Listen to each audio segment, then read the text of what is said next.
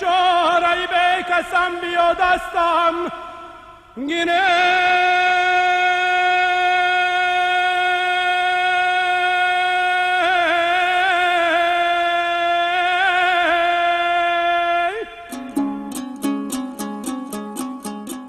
با ساز فلک چو دست برگوش کنم غمهای زمانه را فراموش کنم با وصف و صفات تاجیکستانی عزیز پرغلغله کوه و دشت خاموش کنم سرود مردمی فلک در زندگی اجتماعی و فرهنگی ملت ما نقشی با سزا دارد برابری به دست آوردن استقلال دولتی در کشور ما ژانر فلک رو به وسعت آورد جوانان زاده دوران استقلال نیز با محبت بی‌پایان این نوای دلپذیر نیاگان را ادامه می دهند و یکی از این جوانان منوچهر برهان است که در برنامه نوبتی پیراهه سبز دایر به هنر و فعالیت او برایتان قصه خواهیم کرد.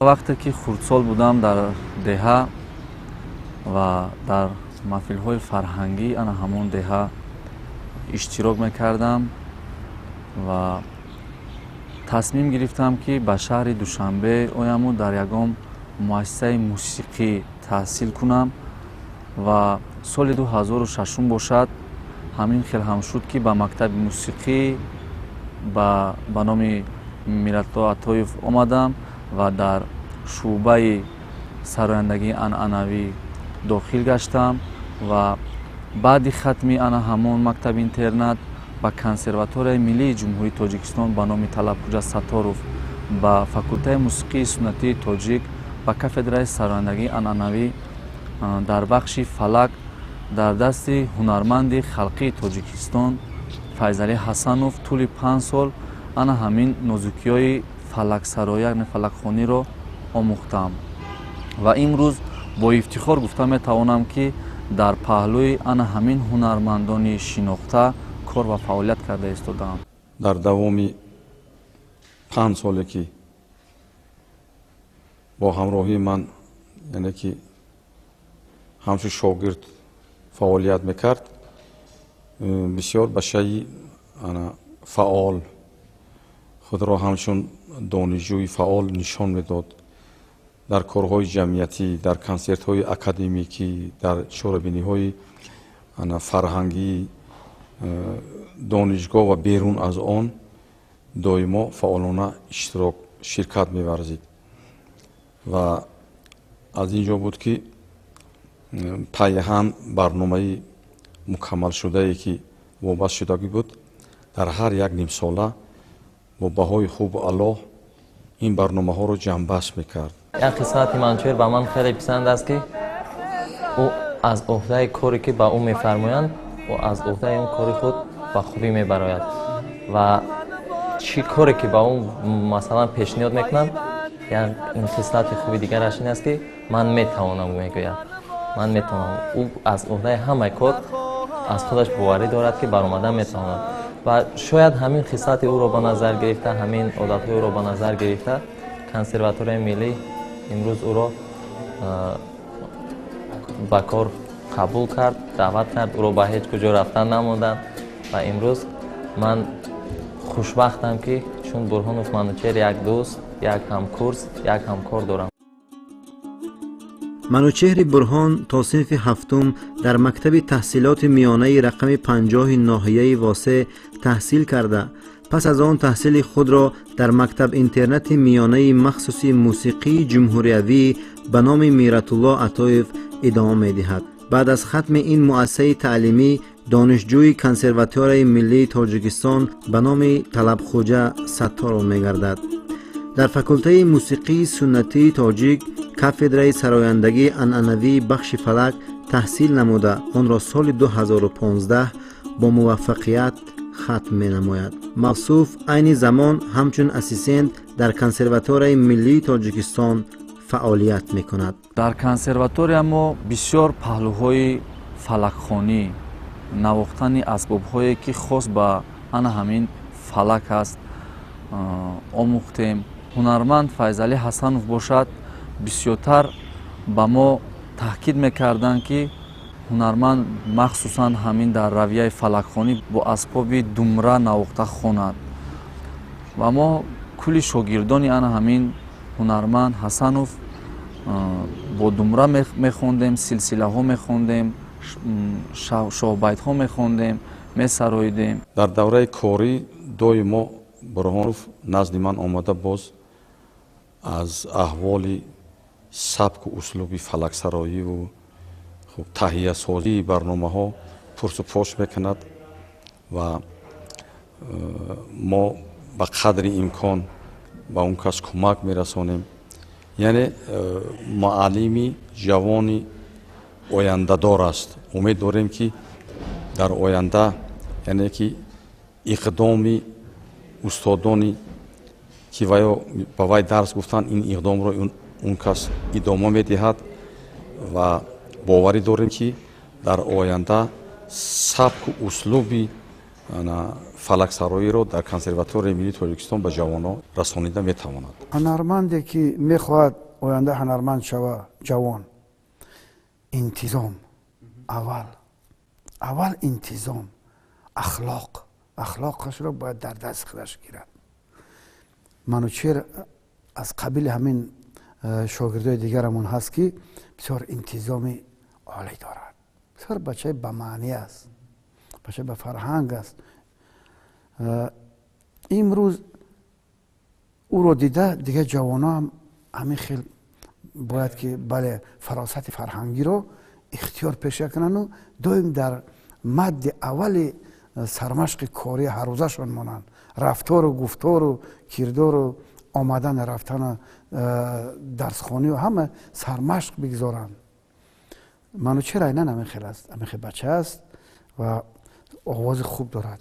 манучер овози хуб дорад, ахлоқи хуб ки дорӣ, ҳамн овоз ҳам аз ахлоқ баҳра мегирад. ҳунари дигари Бурҳонов манучер дар он аст ки он сурудҳои замонавӣ биштар месозад. ба бисёре аз сурудҳо коркард мекунад ки ин албатта дар замони имрӯза талаботи умуман ҷавобгӯй ҳаст ба талабот, чунки бештари ҷавонон майл ба чунин сабку услуби хониш доранд. дар замони соҳибистиқлолӣ асолати фарҳангу санъати миллӣ низ аз нав эҳьё шуд. таъсиси гурӯҳҳои фалакхониву шашмақомсароӣ дар муассисаву макотиби олии мусиқӣ гувоҳи арҷ гузоштан ба арзишҳои маънавии ниёгон аст. дар замони соҳибистиқлолии кишвар дар донишкадаи фарҳанг ва санъати Тоҷикистон ба номи Мирзо Турсунзода, консерваторияи миллии Тоҷикистон ба номи Талабхоҷа Сатторов ва дигар муассисаҳои таълимии мусиқӣ гурӯҳҳои фалаксароён таъсис дода шуд ки то ба имрӯз омӯзгорони ин даргоҳ дар тарбияи беҳтарин фалаксароён саҳми муносиб гузоштанд.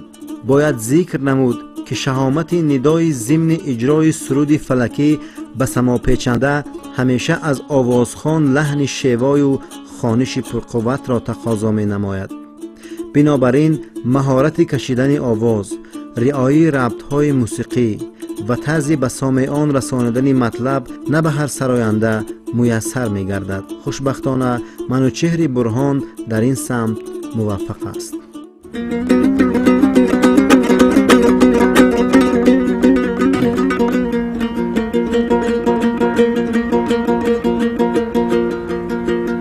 امیر به وطن خوار و حقیر است، گداگر در وطن میرد امیر است.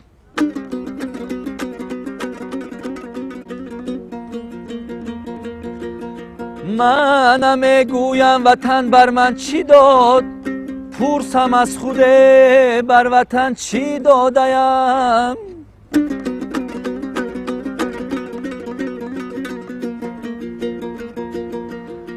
پرسم از خوده بر وطن چی دادیم.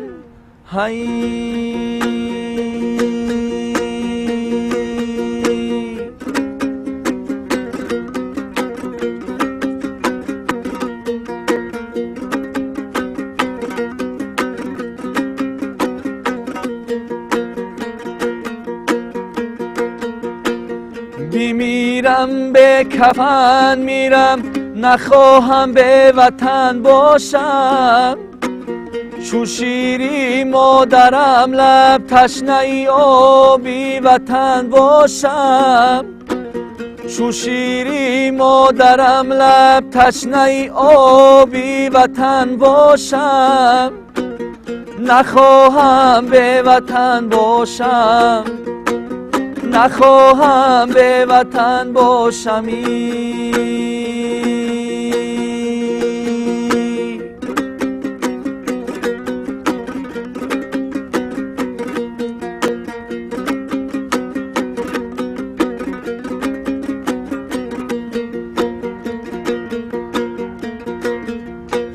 زی چنگی رودکی از تار و پودم نغمه میخزد که پیوندی هزاران پندی پیرانی کهن باشد نخواهم به وطن باشم نخواهم به وطن باشمی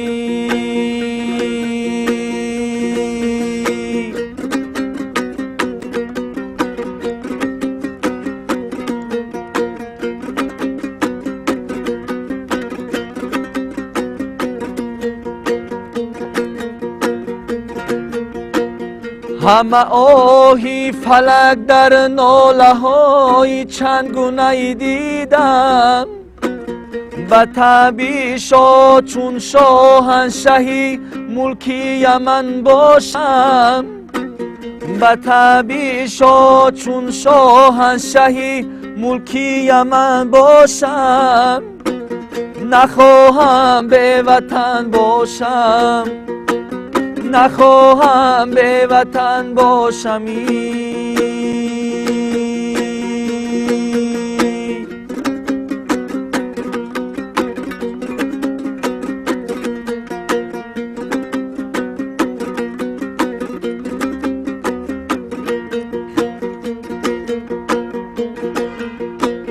کفی خاکت شوم یا ابر اندر قوله‌ات گردم و دوری شاه چون شاهنشهی ملکی یمن باشم نخواهم به وطن باشم نخواهم به وطن باشم نخواهم به وطن باشمی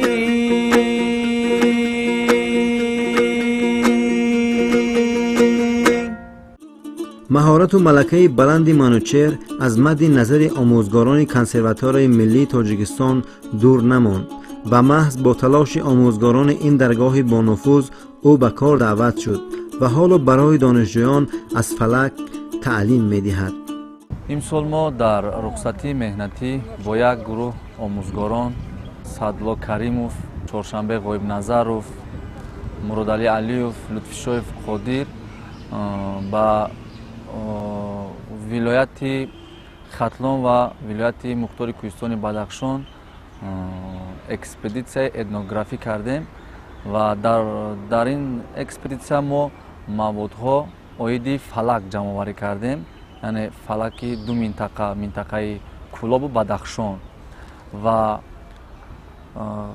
خیلی هم موادهای خوب دسترس کردیم با فوند کنسرواتوار ملی تاجیکستان آورده وارد ساختیم، هم ثبت ویدیویی هم ثبت آودیویی. ما از این خرسند هستیم که فوند کنسرواتوریا را با این موادهای جمع نموده خود یعنی غنی گرداندیم. امروز ها من با افتخار گفته میتوانم که سربلندانه کنسرواتوری ملی را ختم کرد و باز در راه هنر، در راه ایجاد همه وقت در تکاپو است، در جستجو است و همه وقت کوشش میکند که یک سرود نو زمزمه کرده باشد، یک سرود نو آفریده باشد و برای مخلصان و شنوندگان پیشنهاد کند و امیدوار هستیم که در آینده نیز منوچهر با همین یک اسلوب تاجیکانه خود، با یک شیوه گیرای خود مخلصان خود را دریافت میکند، یعنی که با همون سرودهای جذاب خود دل شنونده را تسخیر میکند و در جاده صنعت سرایندگی یک نفوذی خود را پیدا کرده میتواند و من امروز با افتخار گفته میتوانم که بعد ختم کنسرواتوری ملی تاجیکستان کنسرواتوریا خود رهبریت کنسرواتوری خواستند که برهان منوچهر در کنسرواتوریا کار خود را آغاز کند و امروز سربلندانه از عهده این کار نیز برآمده ایستاده است. من فکر میکنم که راه خود را پیدا کرده این جوان در این ساحه به حد مشکل و من باوری دارم که دوام راهش بسیار روشن می شود. همین مصرع‌های سعدی بزرگ به همین منوچهر برهان بر این جوانان نوشته شدگی. روی خوش و آواز خوش دارند هر یک لذت، بینگر چه خوش لذت بود محبوب خوش آواز را.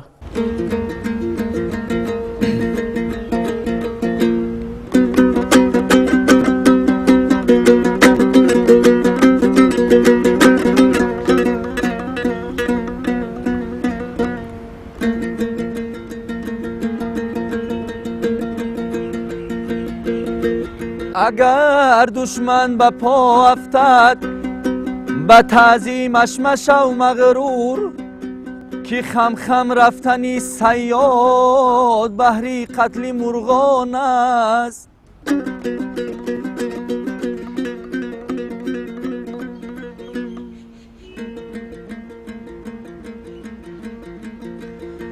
یا رب چه چشمه است محبت که من از آن یک قطره نوش کردم و دریا گریستم.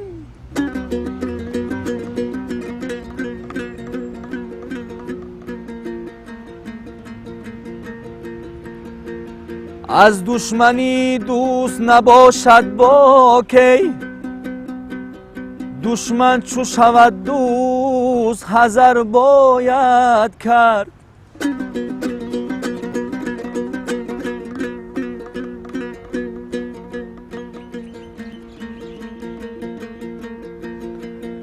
زندگی را رنج دادم چند سال، آفرین بر طاقتش ترکم نکرد.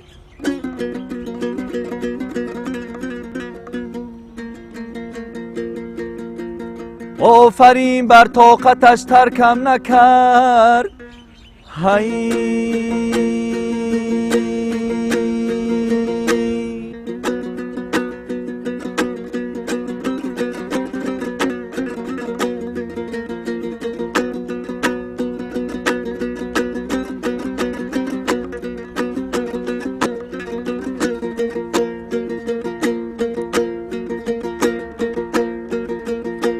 هی مجنونم و پیوسته دعا میگویم، هی در فقر فتاده‌ام فنا میگویم.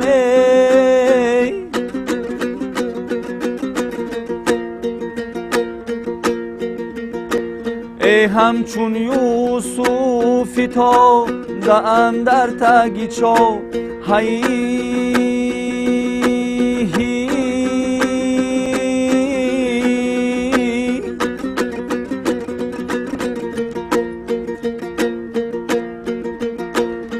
من در حق لیلیم ودا میگویم.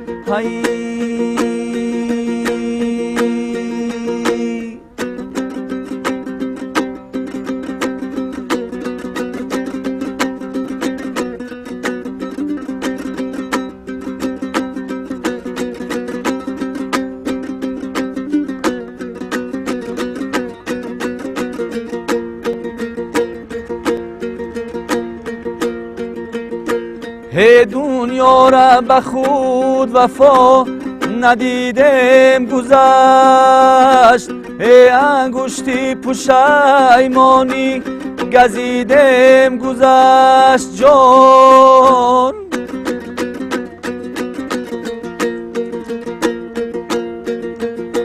هی دنیا چمنه بودای، ای ما بادی سبا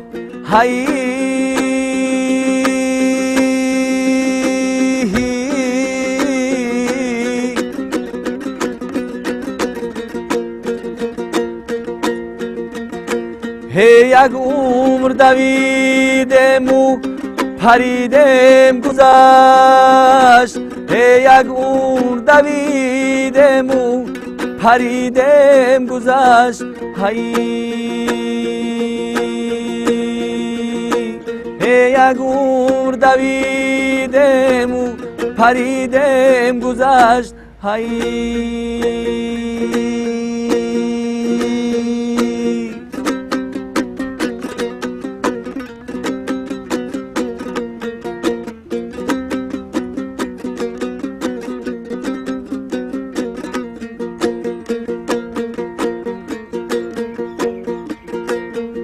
این چمن را هر کی آمد یک زمان دیده رفت گل اگر بیشکوف اما غنچه سانا دیده رفت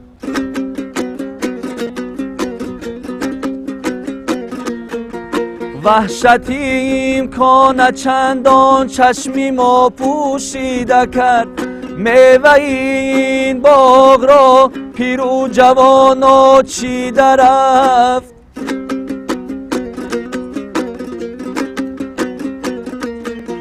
از برای پرسشم آمد طبیبی مهربان دردی ما بسیار بود و هیچ از آن دیده رفت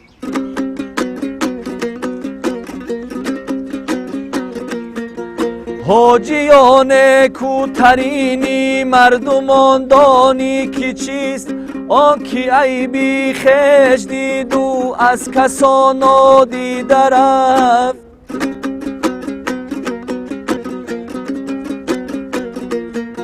آن کی عیبی خویش دید و از کسان دیده رفت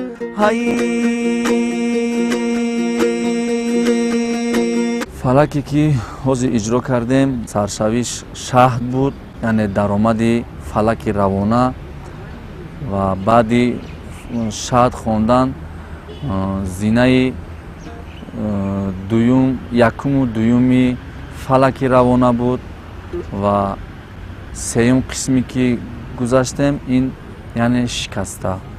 همیشه در جستجو هستند، همیشه پای شعر و ترانه های اصیل، شعر و ترانه که از استادان گذشته تا به ما اومده رسیده است، پای جستجو و اجرایش یعنی ترانه ها هستند و امروز همچون هنرمند فعالیت میکنند و همچون آموزگار جوان کنسرواتوری ملی تاجیکستان.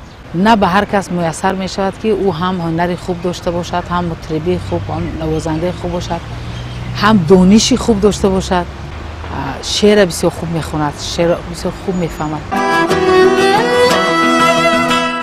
بعضی ها در این نظرند که در فلک تنها رباعی و دو بیتی استفاده می شود، لیکن این خطا است. همون هنرمندان شناخته در رویه فلک غزل ها سراییدند و تا حاضر می سرایند. فلک ژانر مردمی است و مغنیان زیاد این هنر اجدادی را طول هزار ساله ها برای نسل امروز میراث گذاشتند. فلک سرایی در هر گوشه تاجیکستان عزیز ویژگی های خاص خود را دارد و در قطار ولایت های ختلان و بدخشان که مکان رشد فلک دانسته می شود، مردم سوغد و زرافشان هم به فلک سرایی میل زیاد دارند. نمودهای فلک یعنی فلکی دشتی می شود که بدون اسباب موسیقی سراییده می شود. فلک روانه با اسباب های موسیقی، به پروا فلک، فلک پران، مدا، مطیه میگویند. در مداخانه این بسیارتر در ولایت مختار کوهستان بدخشان صدا می‌دهد. فلک روانه، به پروا فلک، انا فلک پران اینها باشد در منطقه کلوب زیادتر به نظر میرسد. در ژانر فلک خوب آزمایی میکند و هم در ژانر استرادا. من فکر میکنم که در هر دو ژانری که او مثلا خوب آزمایی میکند و مخلصاش مثلا ترانه ها رو پیشنهاد میکنم، فکر میکنم که موفق است. بردی او در اون است که متن اولی را انتخاب میکند. شاگردی فضل حسن که هستند همیشه در ҷустуҷӯ ҳастанд ҳамеша матнҳои баланде ки ба дили мардум ҷо мешавад матнҳои баланд интихоб мекунанд. аслан фалак як жанри бениҳоят мушкил ҳаст. на ҳар як ҳунарманд метавонад ки дар ҳамин яъне равияи фалакхонӣ ворид гардад, чунки бениҳоят жанри мушкил ҳаст. дар ин жанр он ғазалҳое истифода мешаванд ки бениҳоят мазмуну муҳтавои баланд дорад. ба ҳамин хотир суханҳои каммазмун, суханҳои подарҳаво истифода бурда намешавад дар жанри фалак. ҷавонҳо боз ҷавонҳоро тарбият кунанду ин эстафетаи дасти ба даст дар соҳаи мо ва дар миллати мо худо хоҳад ки дар тамоми ҷабҳаҳо ҳамин хел бошад ки дигар якдигарамонро бояд тайёр кунем, ба якдигармон бояд биспорем байрақчаи ҳамун пешравии ҷомеаву ҷамъиятро ва дар ҳимояву дар ҳифзи ҳамдигар бошем. мисли ана ҳамин хел ҷавонҳо дар оянда низ бисёр зиёд шаванд, яъне ки дар дил ана ҳамун шӯълаи алангае ки доранд рӯи кор биёранд ва барои мухлисону шунавандагон бо ана ҳамин сурудҳои ҷаллобу дилнишину дилфорам пешниҳод карда бошад. ҳоло вай ҷавон аст, оле вай аз пайи ҷустуҷӯи кору эҷод аст. ҳамчун мутриб ва ҳамчун сароянда боварӣ дорем ки дар оянда агар ба шарте ки боз дар болои худ бисёртар яъне ки кор кунаду аз пайи ҷустуҷӯи эҷодиёт шавад, боварӣ дорам ки дар оянда иншоалло ки яке аз муаллими хуби консерватория шуда метавонад. устодоне ки саҳми худро дар анамин жанри фалак гузоштанд, устод Одина Ҳошимов, Акашариф Ҷураев ва мактаби ин устодонро бошад ҳунармандони шинохта Файзали Ҳасанов, Давлатманд Холов, Садло Каримов яъне давом дода истодаанд. ман боварӣ дорам ки бо талоши ана ҳамин ҳунармандон ин мактаб пойдор мемонад.